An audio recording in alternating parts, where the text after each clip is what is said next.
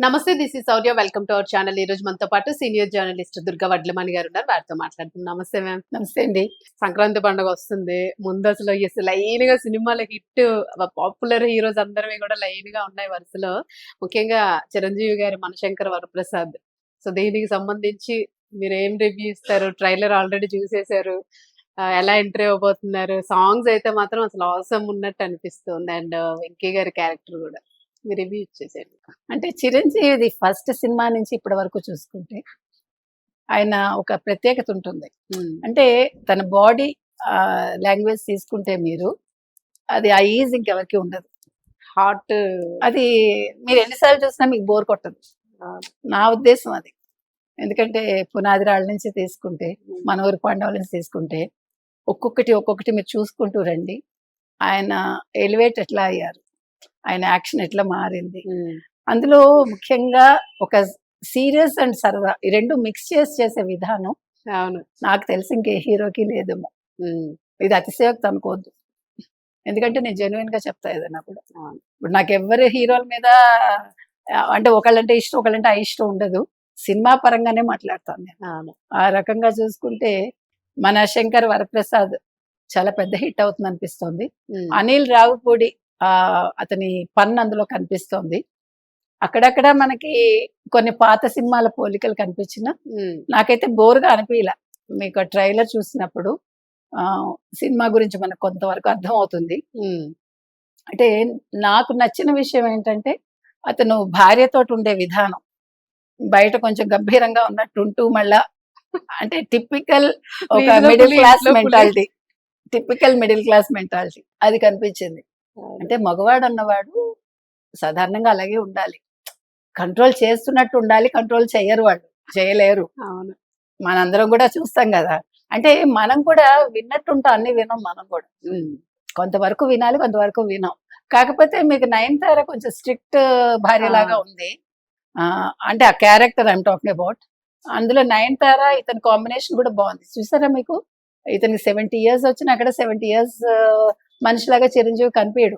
అవును, అది చిరంజీవికి ఒక చాలా ఒక పెద్ద వరమేమో అది. అవును, చెప్పాలంటే బాడీ లాంగ్వేజ్ అసలు ఫస్ట్ ఎట్లా ఉంది, అంటే అది ఆ డాన్స్ వల్ల అండి. మీరు ఎవరు ఎన్ని చెప్పినా, ఎంతమంది హీరోలు వచ్చి వీళ్ళు సూపర్ డాన్సర్స్ అన్నా చిరంజీవి తర్వాత ఎవరైనా అవును నా దృష్టిలో. ఎందుకంటే అసలు అట్లా బాడీ తిరగటం అనేది ఈ వయసులో కూడా ఇట్స్ నాట్ సో ఈజీ. మన కింద కూర్చుని లేవటానికి అవస్థపడతాం. అంటే ఇదేది కూడా నేను అదే అంటున్నా, అక్కడ ఉన్నది చూసి మనం మాట్లాడుతున్నాం. ఒక రా ఏజెంట్ గా ఉండి మళ్ళా ఒక పన్ ఉంటూ అందులో తన భార్యకి రెండో పెళ్లి చేసే అత్తగారు మావగారు, ఆ మావగారిని కొట్టడం, అత్తగారు అంటే భార్య వైపు బంధువులు ముఖ్యంగా అత్తగారు మావగారిని ఏడ్పిస్తే ఉండే మజా గురించి మాట్లాడుతూ, ఆ తర్వాత వెంకటేష్ పాత్ర మీరు అన్నట్టుగా ఎంట్రీ ఇవ్వడం. 25 minutes వెంకటేష్ ఉంటుంది. సంక్రాంతి మీద కూడా ఒక పాట, ఎందుకంటే తెలుగు వాళ్ళకి పెద్ద పండగ సంక్రాంతి. 3 రోజులు మనకి చెప్పాలంటే 4 రోజులు కూడా. ముక్కనమ కూడా మనకి చాలా 5 days ఏదైనా. సో నేను అనేది ఏంటంటే ఒక మంచి విజువల్ ట్రీట్ గా నాకు కనిపిస్తుంది ప్రతి వాళ్ళకి కూడా. అంటే మీరు సంక్రాంతితో పాటు డబుల్ సంక్రాంతి మీకు చెప్పాలంటే ఈ సినిమా. మంచి పాట కూడా ఉంది అందులో సంక్రాంతికి సంబంధించి. తర్వాత వెంకటేష్ రెండో హస్బెండ్ గా రాబోతున్నాడు. అంటే పెళ్లి చూపులకు వచ్చాడో డిఫరెంట్ గా ఉంటుంది కాన్సెప్ట్. ఆ తర్వాత ఇంతకీ వెంకటేష్ ఇతను ఫ్రెండ్స్ కావడం అంతకు ముందే ప్రతిదీ కూడా. ఆ డైలాగ్స్ కూడా మీరు చూసారా, నువ్వు మాస్ వాడివి ఫ్యామిలీకి వచ్చావు అని వెంకటేష్ అనడం. అంటే మీకు బాస్ అంటాడు కదా. అంటే అనిల్ రావిపూడి సంక్రాంతికి వస్తున్న సినిమా గుర్తుకు తెస్తుంది మనకి. అంటే అతను మిడిల్ క్లాస్ మెంటాలిటీని క్యాచ్ చేసి అతని సినిమాలు ఉంటాయి కదా. సో చిరంజీవి అనేవాడు ఒక బాస్ లాంటి వాడు కూడా ఒక ఫ్యామిలీ ఎంటర్టైనర్ కి వచ్చాడు అనే ఒక సందేశాన్ని ఇవ్వడం. అంటే డైలాగ్స్ పరంగా కూడా మీకు ఎక్కడా అక్కడ వల్గారిటీ లేదు, మోతాదు మించి లేదు అనిపిస్తుంది. సో ఓవరాల్ గా మీరు తీసుకుంటే ఖచ్చితంగా ఈ సినిమా చాలా పెద్ద హిట్ అవ్వాలండి. అందులో రీఎంట్రీ ఇచ్చాక అంటే సెకండ్ ఇన్నింగ్స్ లో వాల్తేరు వీరయ్య తర్వాత ఈ సినిమా చాలా అంటే మనం ఊహించిన రేంజ్ కి వెళ్తుందని నాకు అనిపిస్తుంది. చాలా పెద్ద సక్సెస్ కావాలి అనిల్ రావిపూడికి. మరో ఇంకొక బిగ్ సక్సెస్, బిగ్ బొనాన్సా అనాలేమో ఇంచుమించు ఆల్మోస్ట్ అన్ని హిట్ మూవీసే ఉన్నాయి ఆ. అండ్ ఫ్యామిలీ ఎంటర్టైన్మెంట్ హ్యాట్రిక్ కొట్టేశాడు అతను. ఇది ఇంకొకటి కొట్టేశాడు. 4వ సినిమా ఇది. దట్టు వీళ్ళిద్దరు కాంబినేషన్ అంటే మాత్రం అదే. అసలు సాంగ్ ఎందుకంటే మీకు వెంకటేష్ తీసుకుంటే మీకు అతను అన్ని ఎక్కువ డబ్బింగ్ మూవీస్ ఉంటాయి, అంటే రీమేక్ ఉంటాయి. మీకు ఫస్ట్ నుంచి కూడా రీమేక్ హీరో అతను. అయినా కూడా అతని సినిమాలన్నీ చాలా హిట్ అయ్యాయి. అవును. మామూలు హిట్ కాదు. చంటి నుంచి తీసుకుంటే మీకు చాలా పెద్ద హిట్స్ అతను అన్ని కూడా. సుందరకాండ కావచ్చు. సుందరకాండ కూడా భాగ్యరాజ్ మూవీ అది. అది అసలు అద్భుతం. అది చంటి వచ్చి ప్రభు ప్రభు అండ్ ఖుష్బు సినిమా అది. ఇక్కడ వెంకటేష్ అండ్ మీనా. మీనాజీ. అట్లా నేను అనేది ఏంటంటే అతను ఒక ఎస్పెషల్లీ మాస్ లీడర్ అతను కూడా ఒకలాగా.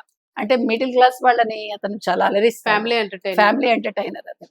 సో ఆ రకంగా ఇద్దరు కూడా ఇవాళ ఒక బాస్ ఒక మాస్ ఇద్దరు కలిసి ఒక ఫ్యామిలీ ఎంటర్టైనర్ లోకి రావడం, ఇది మళ్ళా నవ్వులు పూయిస్తుందని అర్థం అవుతుంది. అనిల్ రావిపూడి అంటేనే కొంచెం అందులో అతను ఏంటి కూర కోసి కారం పెడతాను అంటాడు కదా, అక్కడ వంకాయ చూపించడం అంటే సింబాలిక్ గా కూడా డైలాగ్స్ డైనమిక్ షార్ట్స్ షార్ట్స్ అన్ని కూడా. అంటే మనం అనుకుంటాం ఏదో ఒకటి ఏదో అయిపోతుంది అంటే ఏమి అవ్వదు, కూర తరగటం ఉంటుంది. అంటే వంకాయ గుత్తొంకాయ వండడం అంటే దాన్ని అది పన్ అంటే యాక్చువల్లీ. అంటే సీరియస్ మ్యాటర్ ని కూడా ఒక లైటర్ వేన్ లో చూపిస్తూ నిజంగా సీరియస్ వ్యక్తి అతను, కానీ మనకు తెలియకుండా ఇతను సీరియస్ వ్యక్తి కాదు అన్నట్టుగా చూపిస్తూ కథకి తగ్గట్టుగా క్యారెక్టర్ మారడం అనేది చాలా బాగుంది మేడం. అంతా కొద్దిగా ఏదో డౌన్ లెవెల్లోనే హెలికాప్టర్ ల్యాండింగ్స్ గానీ ఇవన్నీ చాలా డిఫరెంట్ ఉన్నాయి. ఖచ్చితంగా ఎంటర్టైన్మెంట్ లాస్ట్ నాకు తెలిసి సెకండ్ పార్ట్ లోనే ఇంకా మంచి ఎంటర్టైన్మెంట్ ఉంటుందేమో అని. ఇంటర్వెల్ తర్వాత సినిమా చాలా బాగుండొచ్చు. మరి దీనికి ఇంకా సీక్వెల్ కూడా వస్తుందేమో చూడాలి. అవును. Nice ma'am. Thank you.